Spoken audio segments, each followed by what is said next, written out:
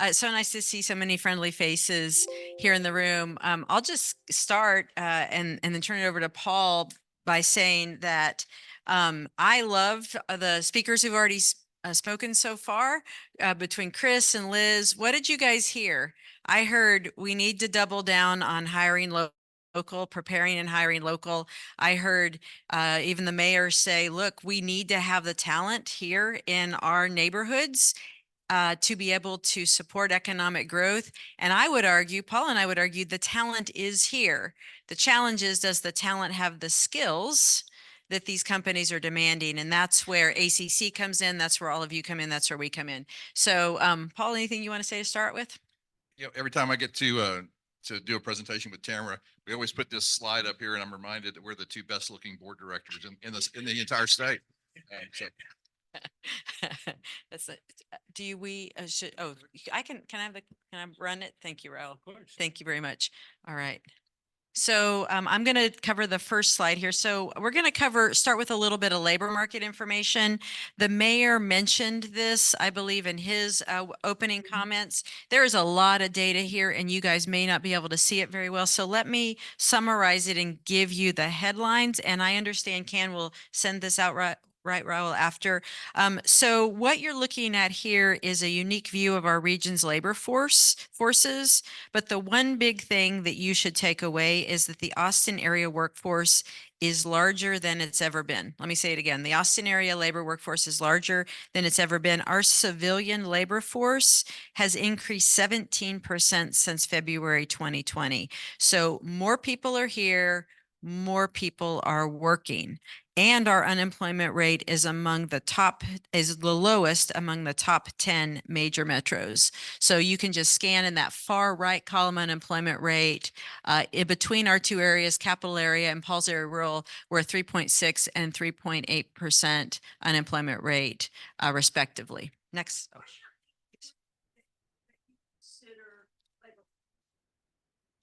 I think it's 18 to 65. Correct. Lots of seniors that we need to tap into with upskill.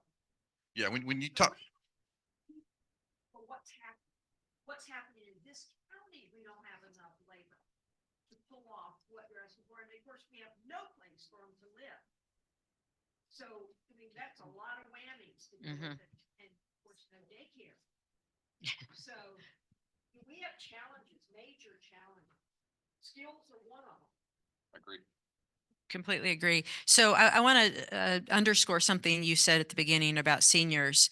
We are in an environment where no worker can be left behind. No worker left behind. I have been asked as a workforce leader, what is Workforce Solutions' position on people who've been justice involved? What is Workforce Solutions' opinion on people who have limited English proficiency? What is Workforce Solutions' opinion on people, persons with disabilities? And I say, come one, come all.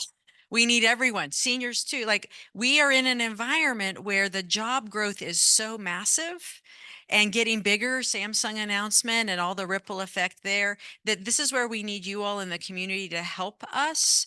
The workforce boards really are the hub for finding people who want to work, connecting them to skills training if they need it, supported often through ACC and other fine post-secondary institutions, including St. Ed's. Thank you very much.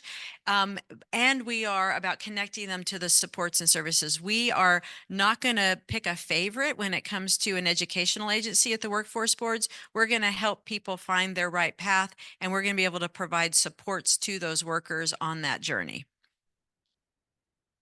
Thanks, Tamara. I'd say one other thing about, finding people and employers right now with unemployment rates as low as they are, employers are more willing than ever to consider people that have a justice issue in their background, or they have a disability that needs to be overcome. We just find that, the attitude gets a whole lot more cooperative with employers when they're in such great need of people. But if you look at the numbers here, we got 57,000 people that are unemployed in the 10-county area. We have 84,000 jobs that are posted. So obviously we have more jobs than people.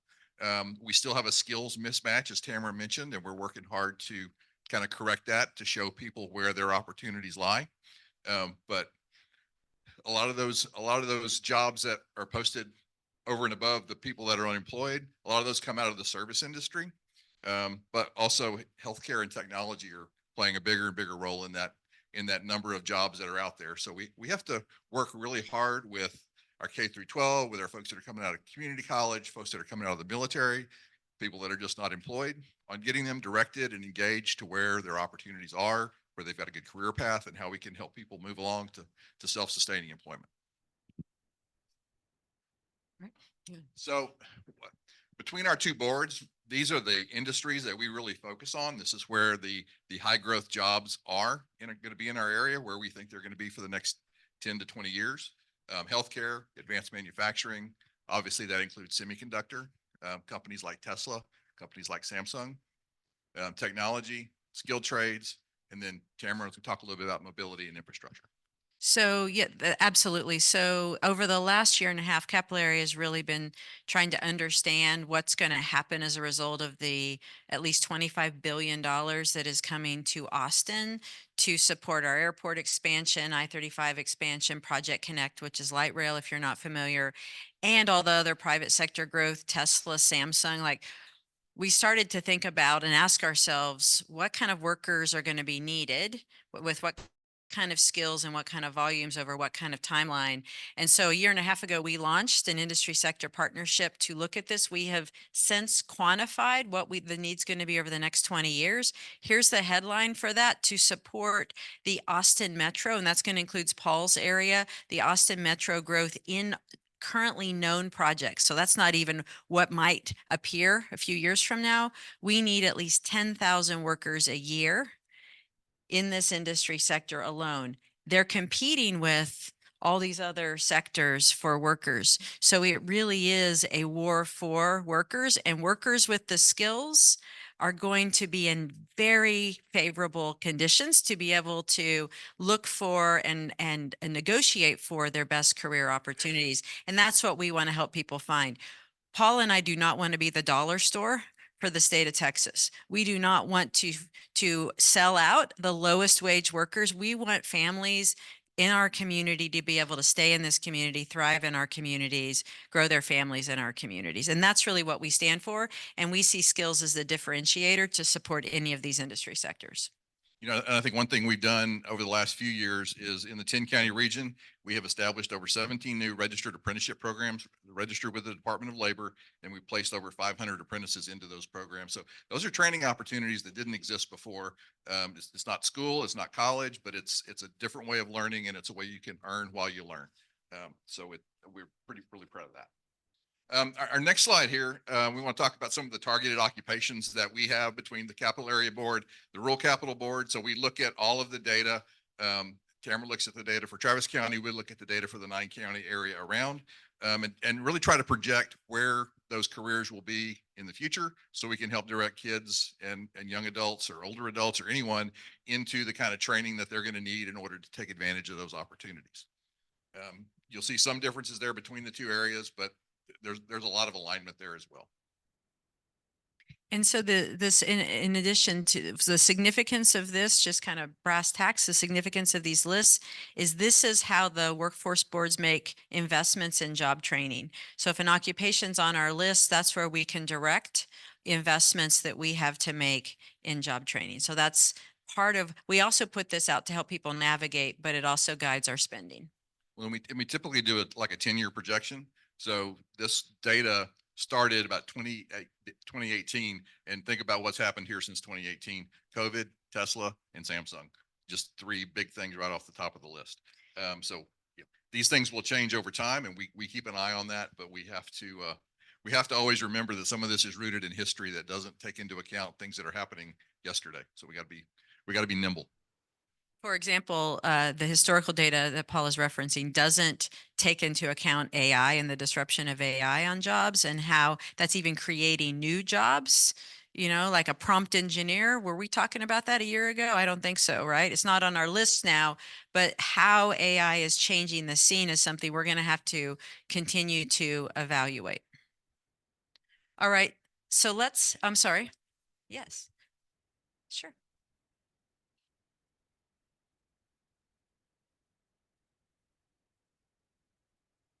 On the target list, they're not really prioritized. These are the things that we can invest our training dollars in. Our boards have looked at the data and approved these occupations that we will invest training dollars in. So they're not like number one doesn't mean that's the one that we are only focusing on or focusing on the most. We just listed it for you. I will say, to go back to this slide for a second, what we try to do is we try to align the occupations on our targeted list to the industry sectors we're supporting. Is it always 100% a one-to-one? No, because there are some exceptions. Childcare occupations can be an example of what childcare is not currently one of the industry sectors listed here, but we may be supporting childcare training, for example. But by and large, you're going to see, think of this as the umbrella term. And then as we get to this, these are the specific occupations. And here's something else you should know about workforce boards. We can evaluate our target occupation list as frequently as we want to. We try to evaluate it, as Paul said. He takes a 10-year look. We take a 5 to 10-year look in the capital area. We, as a matter of protocol in the capital area, have every year we're going to look and refresh to see what's if there's any changes, as Paul said, and then recalibrate. But if you all in the community, if you have reason to believe, you guys are boots on the ground, if you have reason to believe that there is something so significant happening in an industry with occupations, that we as a workforce system should take a look at how we might support job training and other supports in that industry area, please bring it to our attention, because we can revise as we have compelling information that would require that we look again at our list. Everybody's getting hammered Mhm. with intrusion into their network. It's covered through some of the, go back to that Yeah, list. I know Texas State Technical College, I think they finally had their first graduates from their programs because the need was so high. Companies were coming in, and as soon as they had a semester of work, they were grabbing them. And pulling them into their company. And it's also tough for institutions of higher learning to get engaged in that subject because it changes so rapidly. And it really kind of hit out of the blue. And I think we weren't totally ready for it. And it took a while for colleges to catch up. Colleges had to go to the industry and say, give us your people so we can help train the rest of the workforce that you need. And, right. Because the cycles of what's up. And we work with cybersecurity companies. That's all they do. But we also work with everybody else that also has IT people that have to deal with cybersecurity. I run an organization that we get looked at for our IT infrastructure and our vulnerabilities to cybersecurity, and how are we taking care of that? I know everybody in here that runs an organization has to deal with those issues. So we all need cybersecurity experts in our workforce. So it's a new and growing field. All right, next we're going to give you a top 5 list, top 5 big ways that we address workforce needs. Number 1, and consistent with your theme for today around earn and learn, apprenticeship. I'm going to talk a little bit about what the capital area has been doing in apprenticeship. Since 2019, we have supported bringing online 10 new apprenticeship programs in healthcare, tech, manufacturing, and to date we've enrolled over 320 apprentices. I'll join in from the rural capital area. We had 6 of those new registered apprenticeships and 3 expansions of existing apprenticeships that have served over 250 apprentices just in the last year. Then for the second big way that we're helping address workforce needs, childcare. You can't go anywhere in the workforce world anymore, or economic development world, let's be honest, and hear people asking about childcare. So let me tell you a little bit about childcare in Austin. We, in addition to serving on average 3,500 children a day who are receiving childcare scholarships, and supporting nearly 450 childcare providers in our region. Some overlap, and we share providers with Paul in the rural cap region.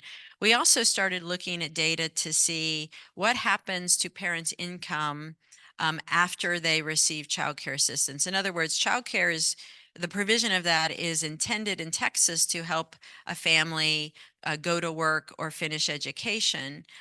But it's not intended to be about helping families increase their wages. But lo and behold, that is what we have found. We think making that another argument why childcare is also a workforce development, is also an economic development issue. So in Austin, when we look at the wage increases for families who have received childcare, we see on average our families are earning over $14,615 more a year after they exit our childcare program than they were before. So the takeaway that we have is when we can provide childcare, it not only helps the family offset their very real and expensive costs and go to work, but it helps the family get ahead for when the child's a little older and starting school. The family as a whole is going to have more money based on our statistics. And for rural cap, I'll echo what Tamara said. We serve about 3,000 kids a day, maybe 3,100 kids a day. We have that many more kids on a wait list waiting to get into the program. We're only limited by the financial capacity of the dollars that we receive to support that childcare. But I would say if we had enough money to put all those kids in care, we would be stretching the capacity of the existing childcare system as it exists today. The state of Texas spends about $1 billion a year on subsidized childcare. And that sounds like a whole lot of money. It's about 10 to 12% of what gets spent on childcare in the state every year. So we're a big component of childcare in Texas, but we're not big enough to really move the needle on changing how that system works. But we do try to target our dollars to support families that are trying to come up and trying to be self-sustaining, and that's where we try to spend our money.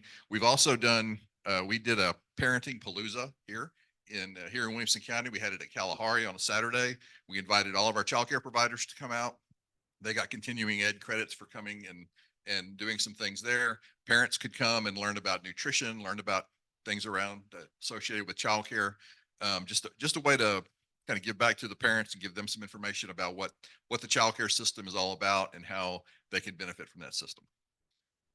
All right, and I'll just, before I go on to number 3, I'll just say that in Capillary, we're currently looking at a grant application that would marry number 1 and number 2. We're looking at applying for funding to build out an apprenticeship program for childcare workers. So we're always looking at ways that we can support the childcare industry in addition to helping the families. All right, so number 3 is K through 12. So already today, the conversation's been, where are the workers, where are the talent? Well,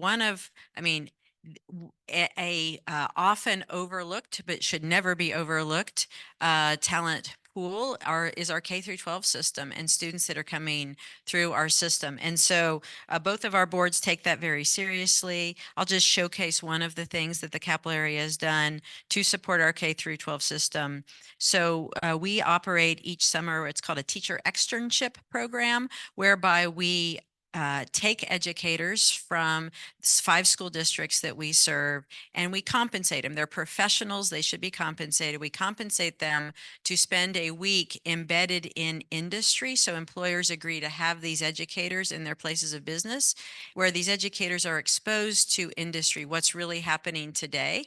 And then at the conclusion of that externship, the teachers write curricula that then they use in their classrooms the following year and so on. So an investment of, one teacher, one educator, and one business can impact hundreds of students for years to come. So to date in the capital area, we have, or last year, I should say, we supported over 100 educators participating with 39 employers. Resulting in industry-led lesson plans that are now in use in our classrooms. And so a shameless advertisement, we're currently recruiting right now for employers that want to host educators in teacher externships this summer. So if you're interested, see me about that and we can hook you up with an opportunity. So in the rural capital area for that teacher externship program that Tamara mentioned, we worked with 15 different ISDs. We have 36 in our 9-county area, but we worked with 15 of those. We served over 240 educators that worked with 75 employers just last summer. And we are also currently recruiting for next year. So if you're an educator or you're a business and would you like to host a teacher at your business for a week during the summer, please connect with us and let's see how we can work together. Question on the K-12 side. One of the barriers we run into is when you say the word internship or apprenticeship, often the thought that employers have is college age. And so I'm wondering what your efforts you're making on educating the employers about access to K-12 as a pipeline of employment.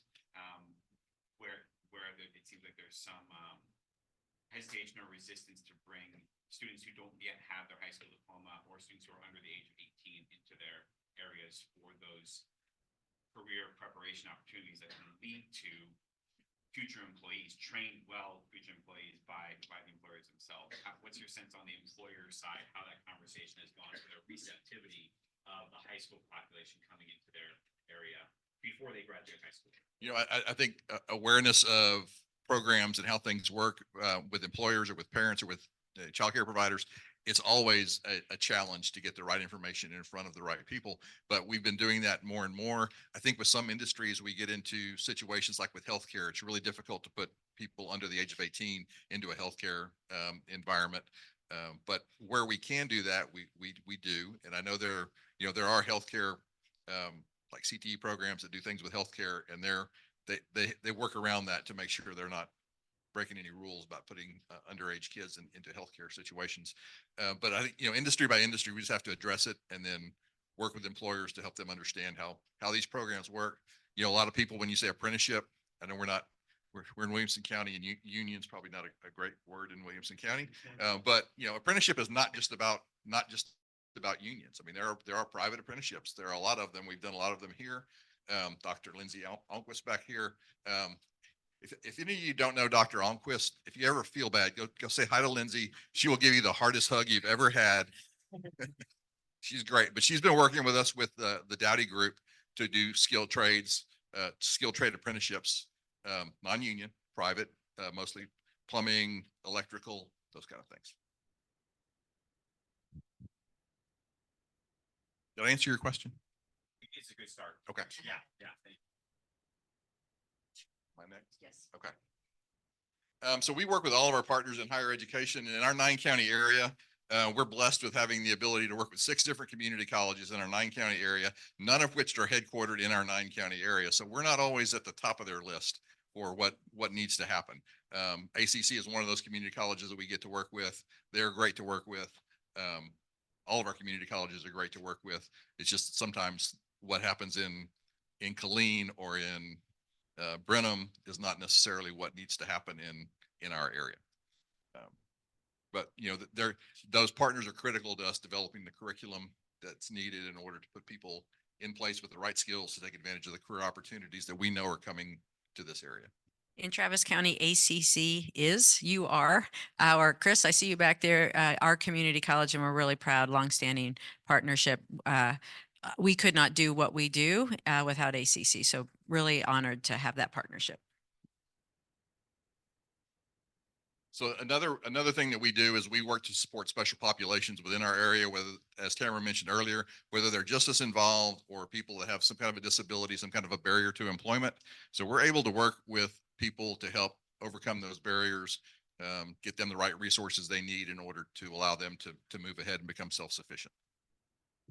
And I'll just kind of echo what I said earlier is in this environment where we really need to be recruiting, marketing, outreaching to all available workers, including those that are currently underemployed. There really is nobody who's expendable. Nobody in Texas, nobody in our region. And if a worker wants to work, we want to help them get what they need to be able to work and grow their families here. Just for a sports analogy, because I'm a guy, so we have to do sports analogies. We can't afford to have any of our teams sitting on the bench. Everybody's got to be on the field. Everybody's got to be playing. So I was fortunate for the past couple of years to be able to work with Tamara and the Capital Area Board and also the Alamo Area Board on a pilot project that we participated in with the Workforce Commission that helped us position ourselves to be the talent experts in the state of Texas. So we worked with our economic development partners to really sit down and listen to what they needed, the kind of data they wanted. We looked at the data that we had available and worked together with them to kind of standardize the data that we have, put that out into our community so that people see it and talk about what the investments would look like for that talent to move forward and be part of the solution going forward. And I would just say, this is, if you were to ask yourself, what are workforce boards uniquely qualified to do and how are we working in your communities? These three areas are what we would ask you to think about. We are talent experts. We want to be go-to hubs in your community. If you've got a labor market question, you got a workforce question, you have a job training question, that's what workforce boards do. We can, and then optimizing those services, as Paul said, just, we've got a suite of services, but what we're trying to get away from now is just saying, have I got a program for you, and throwing a long list at people. We want to listen first, understand, and customize. I think that's also what workforce boards do really well. And then that relationship management. We really stand at the nexus between economic development, education, K through 12, including that, even staffing agencies. Like, we're serving as a hub right there in that middle to be able to be a neutral convener, bringing folks together. And I think with that, we are at the end of our slide deck. Thank you, guys.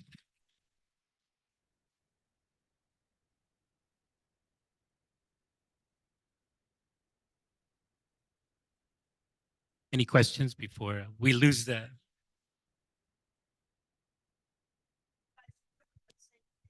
I see Capital Idea right across the aisle from you. So yes, we are working with Capital Idea. Yes. For us as well. Yes, sir.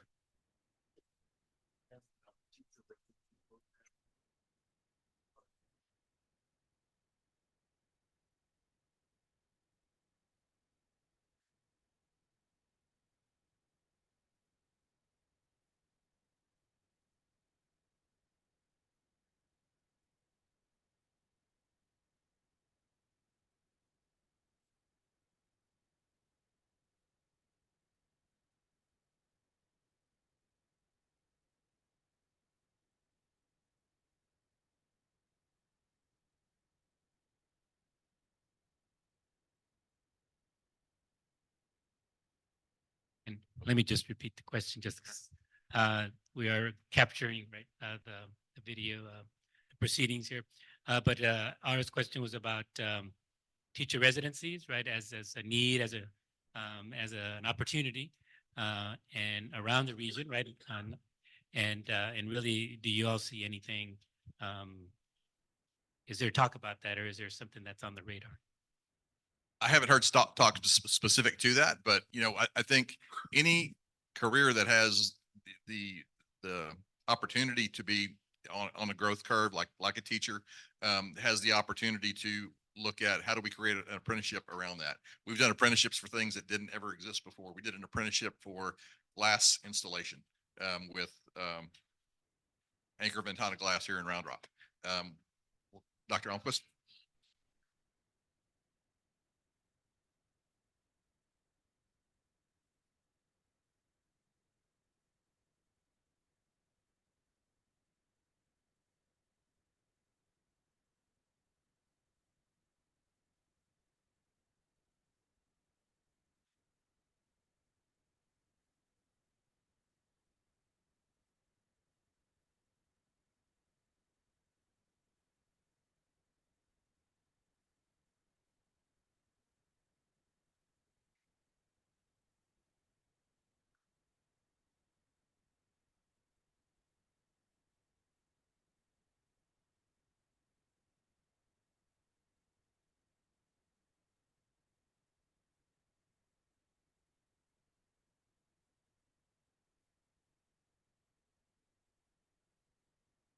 And Dr. Almquist, thank you for sharing that. She was mentioning a program through a consortium or an effort that was kind of initiated in for Hutto ISD, and you can find information on their HR website about that program. So thank you for sharing. I'll just answer. And I'm going to stand in the middle so that I Yeah. have to And keep I'll just repeating everything. answer just really briefly, Ari, that actually we're going to be putting forward in I'm sorry, in front of our board of directors next time that they look at our target occupation list, for the first time, a recognition of adding teachers to our target occupation list. And that would open the way for funding for alternative teacher tracks, apprenticeship in theory. So we haven't gotten far enough to look at what are all the program options, but when we add that occupation to our list, if our board approves that, then that paves the way for us to be open to how do we prepare the workers to take those jobs.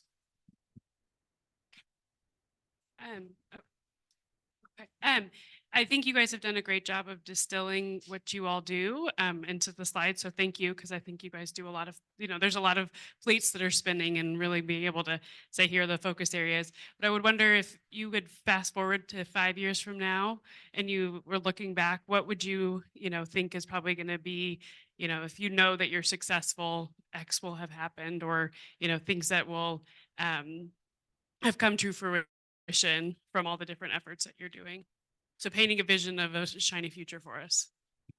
I think quite a few things. I think you're going to see multi-story buildings in places you never thought you'd see multi-story buildings. And I think we will be successful if those things come to pass. I think if you fly into Austin 10 years from now, you're going to see defense contractors' names on buildings like you see when you fly into Washington, DC, because of the future Army command that's here. I think if Samsung is building their third fab in about 5 years, I think we will have been successful. Maybe that's a big bite to take. I don't know. But I think some of the things that are on the horizon for our area, they're a little bit daunting. They're a little bit scary. I see buildings being built right now that are 2 stories tall that need to be 40 stories tall. Williamson County is projected to be bigger than Travis County in 2040. So it's a scary proposition, but I think we will be successful if we look ahead, we see where the challenges are, and we work together as a group to create opportunities to solve those challenges.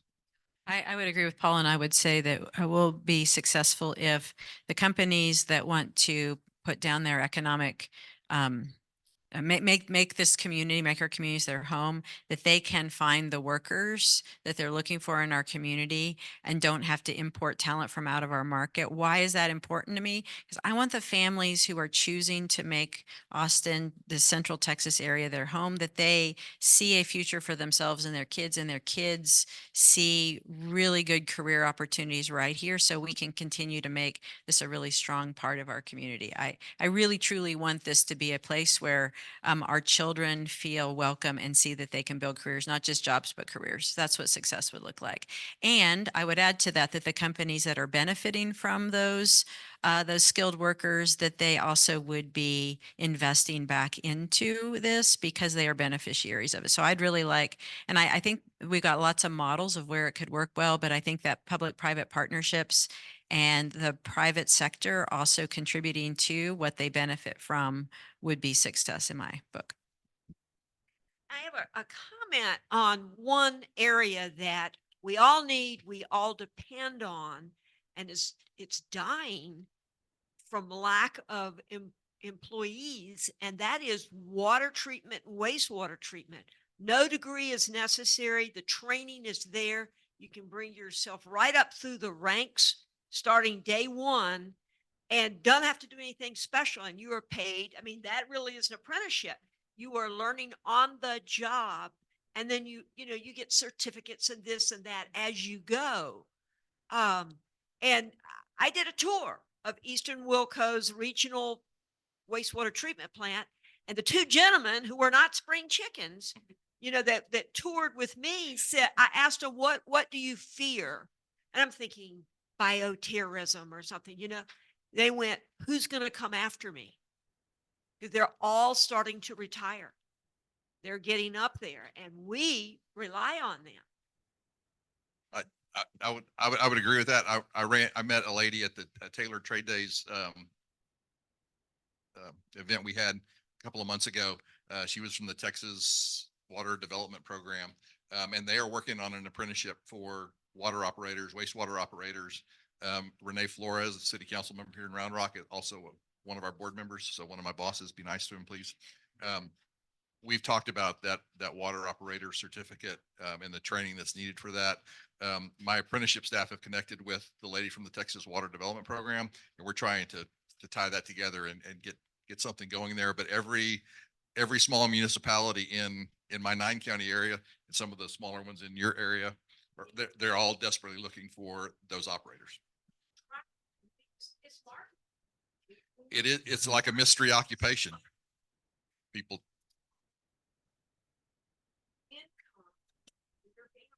And almost like being a registered nurse, it's a skill you can take almost anywhere and be employed.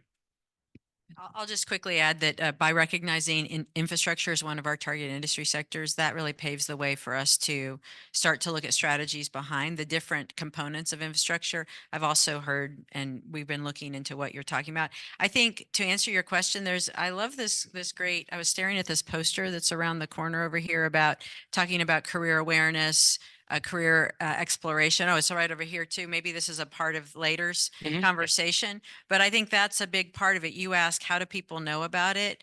I also see, Liz, to go back to your question, in 5 years, if we're successful, we really have figured out more effective, streamlined, coordinated ways to expose young people and retooling adults to different careers and occupations, engaging them in the industry. I mean, I thought that chart was really well said, and I think that's what we're going to have to do. And also sharing a message about the variety of pathways post high school, I think is important. As a granddaughter and daughter of proud public school educators, I never want to tell anyone not to reach their highest level of education. That being said, there are many, many, many great career opportunities that don't require you to go into debt. ACC is helping with some of that, but there's a lot of pathways post high school, and we need to be smarter and more coordinated about outlining what all those pathways are for our young people and our families. I know we have at least 3 hands up, but we're almost at time. I guess we'll cut it off at those 3 questions, and then we'll move on if that's okay with us. You don't have to rush off and to the next thing.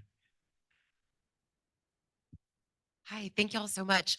I serve on the board of Good Work Austin, where we're working to help the service industry, right, the hospitality industry, be make it better for the folks who are working in it, and how the hospitality industry can create the greatest good in community.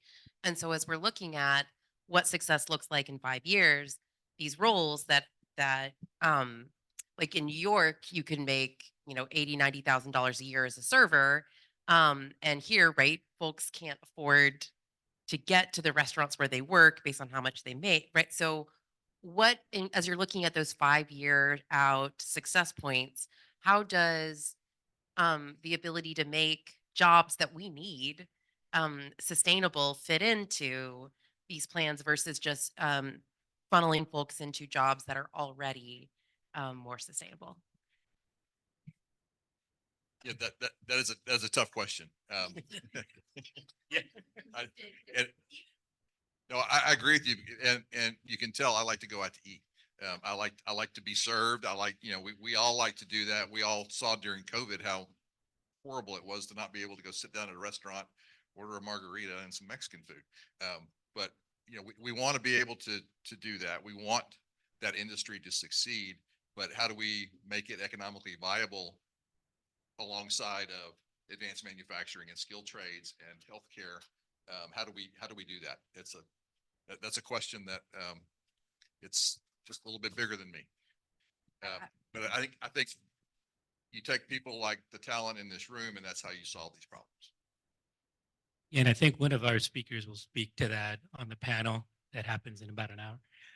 But again, I think one of the exciting things about the Earn and Learn or the apprenticeship model is that whatever need your city or your county has, that might be a way to create those opportunities, right, to address that need or that gap.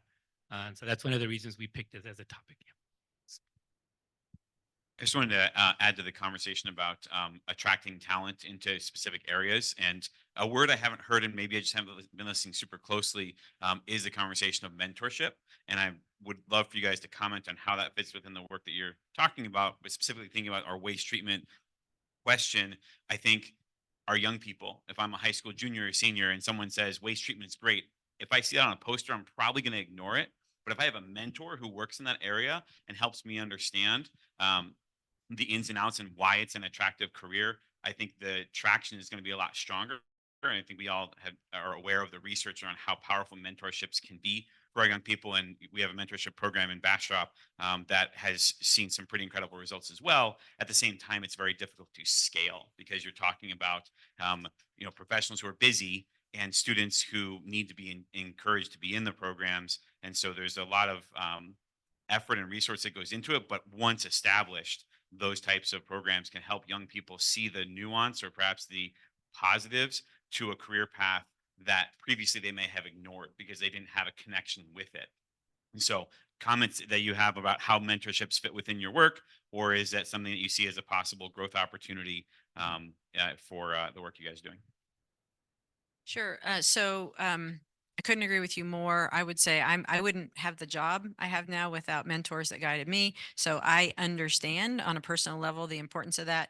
That being said, our system, the Workforce Board, Capital, we are really not set up to support that one-on-one, though I conceptually love it. I know there are organizations that can do that and are set up to do that. So I would say we recognize it. We don't currently have resources or staff to support that. And the closest we get is the work we do in our K through 12 system where we have outreach specialists embedded in schools, helping advise, helping bring employers into the classroom to meet students. And then the teacher externships where the teachers get to meet and there may be connections, but I don't want to overstate what we're able to do. I recognize it, but I'm not really set up to support that. Yeah, and I think one thing to look at, and it's in your packet too, is this image. It's from Jobs for Justice. Is that Jobs for the Future? There you go.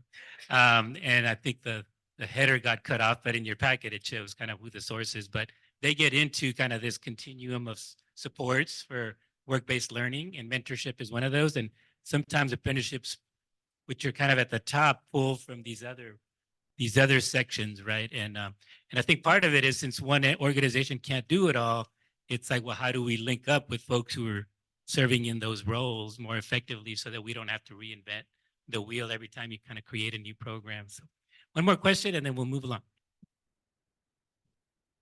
Mine sort of, my question / comment goes back to the same thing with the water treatment and public works. And just, if you really do want to increase awareness, I think that would be a really great thing to work with municipalities and those municipal water authorities to try to create those externships for the teachers and also some internships for high school kids that are those partially subsidized, because I mean, it's always a huge need and a huge problem for us to recruit as a city, people that want to work in public works. So the more that you can partner with those municipalities, I think the greater opportunities we would have to make sure that we do have enough employees to take care of our water supply, because that's that's fundamental to everything else. Totally agree. I will commit to going back and I'm going to reconnect with that lady from the water development program and see what we can do to try to further things along. But every year we do a lot of advanced manufacturing. We do a manufacturing day and we work with schools and we get a bus full of kids and we go to different manufacturers and they get to tour these facilities and see what they do. No reason we couldn't do something similar for water. I know probably every city in our 10-county area would welcome having people walk through their system, see what they do, better understand it, and and the parents too. I think the biggest thing for kids when you start talking to them about careers and career awareness is talking to their parents, because if their parents are set on they're going to be a doctor or a lawyer, it's really tough to convince to change their mind.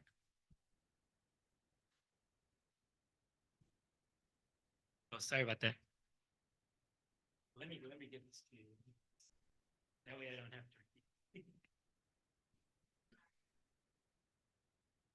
Well, we've just been talking about youth and opportunities, and the workforce is shortages, and so I'm just really curious, as far as from a workforce solutions point of view, how do we incentivize employers to really participate in these summer youth employment programs, these earn and learn programs? Because yes, they will absolutely come and show up for a panel and talk to the kids or give a tour. But when you're asking them to participate, to host youth for several weeks during the year or in the summer, that's where the challenge is. And so I'm just curious how you all are incentivizing, if at all, them, and just, or how can we encourage them? Marley, is it going? Sorry. How can we just encourage them to participate? Because otherwise the kids are not going to flock to some of these opportunities that you're talking about, because they are much more advanced than we're giving them credit for. And they are just very set in what I feel is the right path for them. And if we can't show them, give them that experience, then it's, they find out later in life when they've spent a lot of money trying to figure those things out. I think a lot of that has to do with the value proposition that we create around that whole scenario where we are having a business invite parents, kids, whoever in to see how they do things, what they do, what is the impact on that business today, but what is the value proposition for that business 3 years from now on the amount of talent they'll be able to attract into their business or into that whole industry. And I think we have to couch it under those terms of what is the value for the employer today and what is it 2 or 3 or 10 years from now. And I would just only add to that, because I agree, is that we need to make it more coordinated. We need to make it easier for employers to engage. In Austin proper, I can count at least 4, maybe 5 different summer youth internship programs being operated by different operators. So there's also, and I hear this from employers, they're getting asked by multiple entities. And so sometimes they just shut down or they pick one and they're just because whoever approached them. I think if we were smart and we really want to help our kids and we want to be able to scale internship opportunities for young people and bring more businesses in, we're going to need to reexamine how we're coordinated, how we're working together, how we're sharing information. Do we have shared objectives across the different opportunities? How are we paying for that? Right, because there's not even right now, from my understanding, there's not even consistency about how long the summer experiences are for young people or how much they're paid in the process. Like it's kind of the Wild West across these. And so if you're an employer and you're looking for efficiency, you need to be able to plug it in and have it make sense for your business. Unfortunately, right now, I would say we're not our best advocates because we're not all coordinated on it. And so I think we need to get our house in order over time so that we can have one voice to go to the employer community. I'll just end by saying I sit on the Austin Chamber of Commerce Board of Directors. And as I sit with business leaders in the Austin market, they want young people interning in their businesses, but they need an easy way to engage. And right now there isn't really an easy way for them to engage. So that's what I would say. I am not hearing from business they don't want them. I'm hearing just make it easy for me. Yeah, thank you. Tamara and Paul?